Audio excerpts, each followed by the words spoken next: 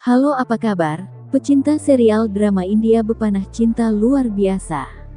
Pada video kali ini kita akan membahas alur cerita Bepanah episode ke-9 sampai 12. Berikut ini alur ceritanya, dan jangan skip videonya agar kalian bisa memahami isi video yang dibawakan dunia cerita. Saat itu, Aditya mendatangi kediaman Aurora. Adi masuk ke dalam rumah tanpa berpamitan. Ia meletakkan tas dan barang belanjaan milik Zoya. Mahi mencoba mengusir Adi yang tanpa izin masuk ke dalam rumahnya. Adi menyampaikan saat ini mereka sudah menjadi keluarga karena Yas memiliki hubungan dengan istrinya. Adi menghampiri foto Yas dengan wajah penuh emosi. Adi lalu melemparkan semua foto-foto Yas hingga hancur berantakan. Dikarenakan sikap Adi yang brutal, ibunya Yas lalu menelpon polisi. Dia lalu berusaha menenangkan kemarahan Adi. Adi berkata, untuk tidak perlu takut terhadapnya, karena sesungguhnya putranya lah penyebab dari semua kekacauan. Tiba-tiba Zoya datang, dia terkejut melihat Adi ada di sana. Adi menghampiri Zoya dan mengatakan, bahwa dia datang membawakan tas dan belanjaan Zoya. Tidak lama kemudian, polisi datang dan menghentikan Adi. Adi menuduh Zoya yang melaporkannya ke polisi. Polisi lalu memborgol Adi. Sebelum mereka pergi, Adi berbisik kepada Zoya. Dia mengatakan bahwa dia sangat membenci Zoya dan akan membalas dendam. Setelah itu, Adi lalu dibawa pergi oleh polisi. Zoya bertanya kepada Mahi dan ibunya, mengapa Adi menuduhnya menelpon polisi sementara dia baru saja tiba. Ibunya Yas menarik tangan Zoya dan menunjukkan kegaduhan yang Adi lakukan. Setelah itu, Adi yang dalam tahanan. Zoya mendatangi kantor polisi untuk mencabut tuntutan. Zoya bertanya kepada polisi, kapan Adi akan dibebaskan? Polisi berkata, sebenarnya Tuan Huda sudah menyewa pengacara membuat surat jaminan untuk Adi, dan Adi akan segera dibebaskan. Adi menatap Zoya dengan sinis hingga menakuti Zoya lalu pergi. Tuan Huda dan Arjun tiba di sana, mereka memberikan surat jaminan untuk Adi. Setelah itu, Adi menangis di dalam kamarnya mengingat Puja. Adi bertanya-tanya, apakah benar dia bertingkah seperti anak-anak hingga akhirnya Puja mengkhianatinya. Tiba-tiba, Adi teringat buku harian Puja. Adi bergegas mencari buku harian tersebut tetapi ia tidak menemukannya. Adi ingat sebelum Puja pergi ke Chennai dia membawa buku harian itu. Adi menyadari ada sebuah dokumen. Adi melihat itu adalah rekening koran termasuk bukti transfer uang kepada Yas senilai 50 juta rupiah. Adi ingat saat itu Puja pernah meminta uang kepadanya. Menurutnya temannya mengalami masalah keuangan di perusahaannya. Puja berniat menanam saham di perusahaannya itu yang tidak lain perusahaan Yas. Di saat Adi menanyakan siapa temannya itu, Puja terlihat bingung. Tetapi Adi meyakini bahwa dia percaya kepada Puja saat itu. Adi yang baru mengingat semua hal itu dia nampak emosi atas semua kebohongan Puja. Terlebih Puja meminta uang kepadanya untuk selingkuhannya. Di malam hari, seseorang menerobos masuk ke kantor Yas. Ternyata dia adalah Adi. Adi mencari bukti kepemilikan saham milik Puja. Adi melihat lukisan wajah Yas di sana, yang di dalam lukisan itu berisi inisial PH. Adi mengingat Puja yang seorang pelukis melukis wajah dirinya. Puja menyampaikan bahwa dia tidak akan pernah membuat lukisan wajah, tetapi ia spesial membuat lukisan wajah hanya untuk Adi. Saat itu pun Puja menuliskan inisial namanya di lukisan Adi yang sama persis dengan lukisan milik Yas. Adi semakin terbakar cemburu karena lagi-lagi Puja membohonginya.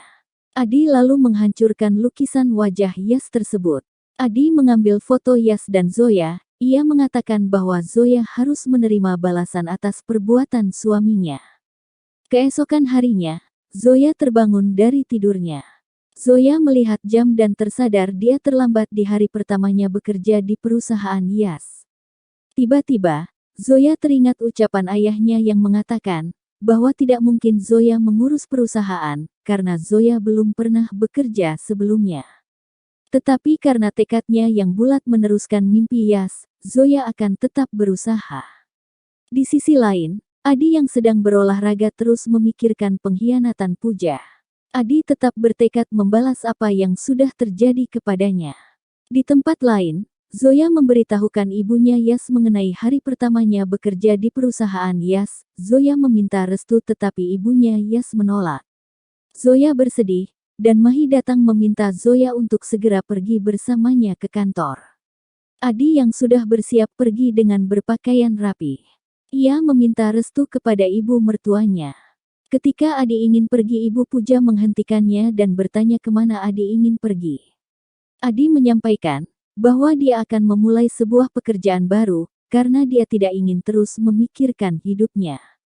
Sementara Anjana hanya bisa bersedih melihat putranya yang mengacuhkannya.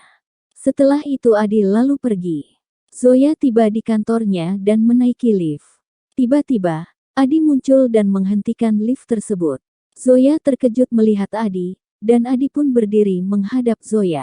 Adi semakin dekat dengan Zoya, dalam keadaan lift yang penuh dan tidak memalingkan pandangannya dari Zoya. Zoya yang ketakutan dia bergegas keluar menghindari Adi. Zoya bertanya-tanya mengapa Adi bisa ada di sana. Di tempat lain, Wasim dan istrinya berdebat karena Wasim ingin menikahkan Nur dengan laki-laki pilihannya.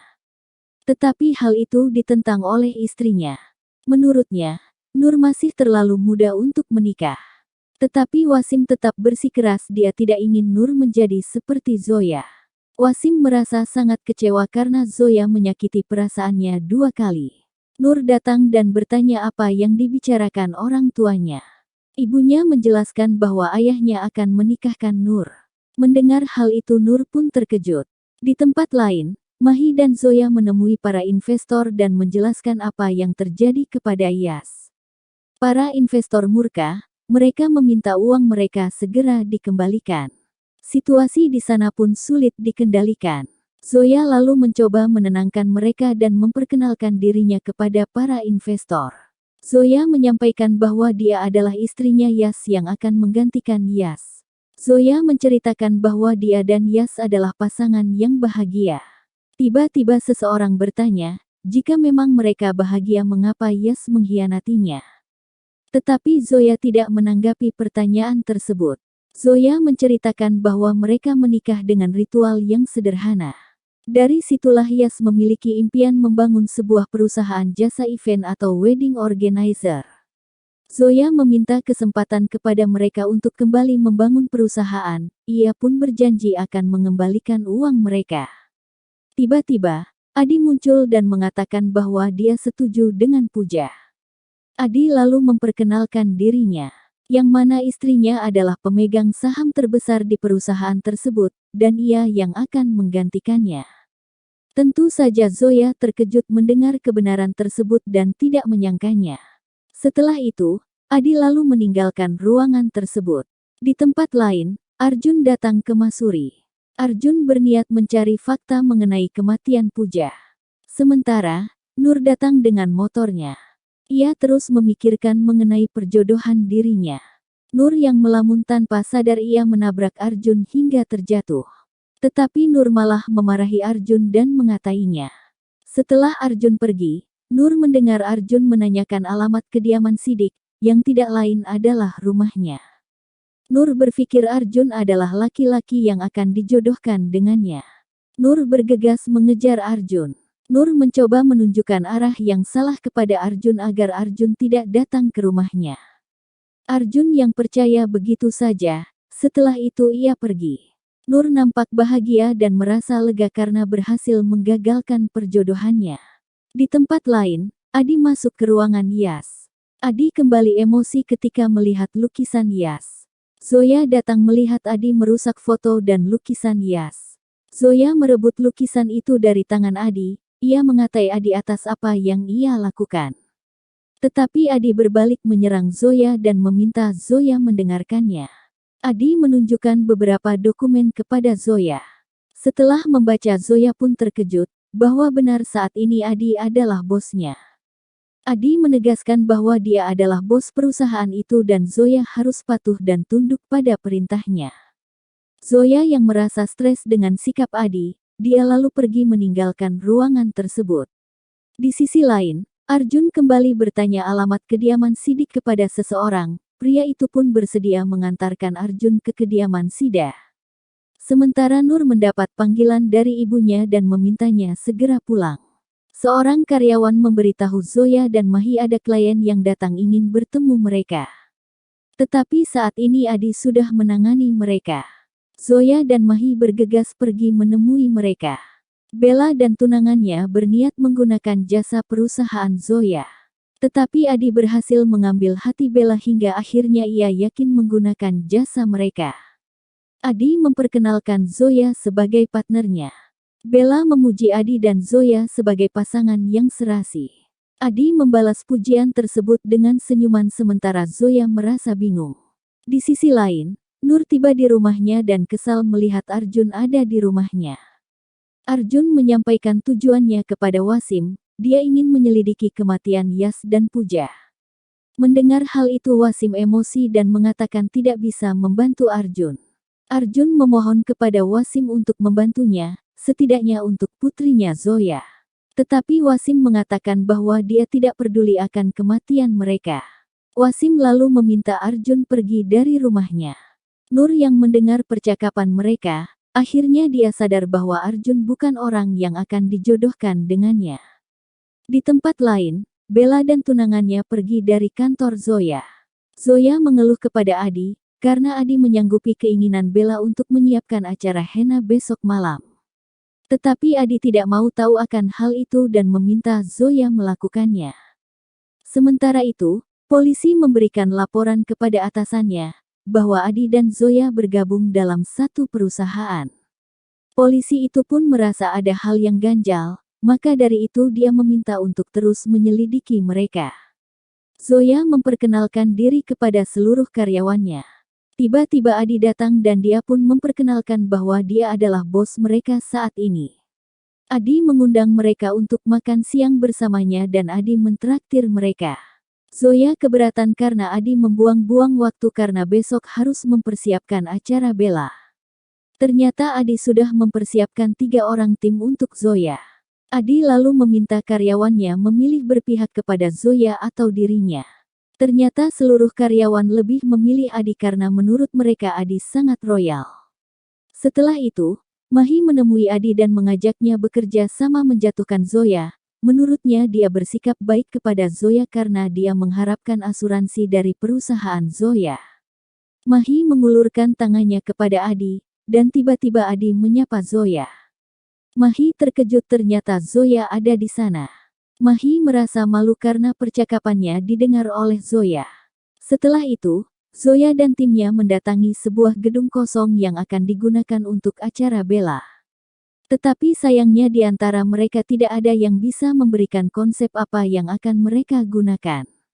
Zoya pun mulai khawatir. Zoya dan timnya lalu pergi ke pasar mencari inspirasi.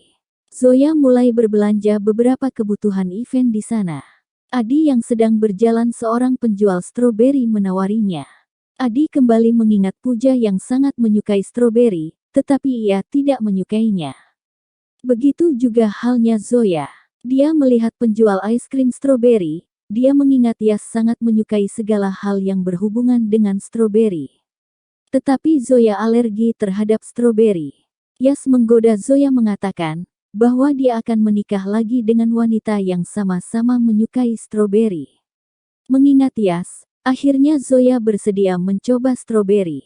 Sementara Adi menghancurkan semua stroberi yang ditawarkan pedagang itu. Zoya mulai kesakitan tetapi dia kembali mengingat Yas. Mahi melihat Zoya yang sibuk, dia berniat jahat dengan membawa ponsel dan tas Zoya pergi. Dan episode kali ini pun berakhir.